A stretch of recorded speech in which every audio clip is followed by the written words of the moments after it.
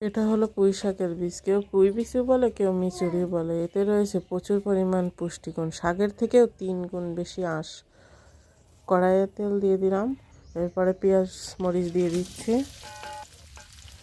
এরপরে কিছু মশলা উপকরণ অ্যাড করব। রসুন বাটা দিয়ে দিয়েছি, এরপরে অল্প পরিমাণ জিরা বাটা দিয়ে দিলাম, এরপরে পরিমাণ মতো লবণ দিয়ে দিলাম, এরপরে কিছুক্ষণ নাড়াচাড়া করব।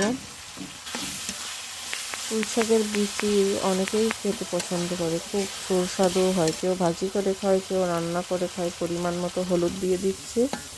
এরপরে চচ্চড়ি করব বলে আলু কেটে রেখেছিলাম, সেই আলুগুলো দিয়ে দিলাম।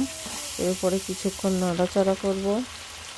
শাকের চেয়ে বিচিটা খেতে অনেকে বেশি পছন্দ করে, প্রচুর জনপ্রিয় একটি খাবার।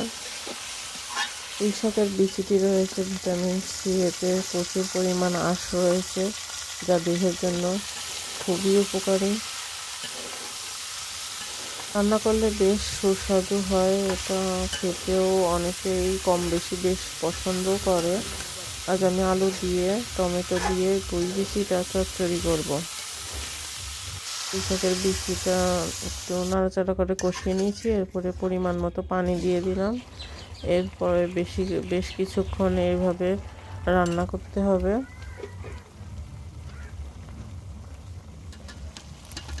পুঁই বিচিটা সিদ্ধ হয়ে গেছে, এরপরে টমেটো দিয়ে দিচ্ছি। টমেটো দিলে একটু স্বাদ বেশ বেড়ে যাবে। পানিটা অনেকটাই শুকিয়ে আসলে এটা রান্না হয়ে যাবে। এটা প্রায় রান্না হয়ে গেছে, পানিটাও অনেকটাই কমে এসেছে। শুধু নিরামিষ দিয়ে চচ্চড়ি করলাম। এই যে রান্নাটা হয়ে গেছে, দারুণ কালার, কি সুন্দর দেখাচ্ছে, খেতেও বেশ মজাই হবে।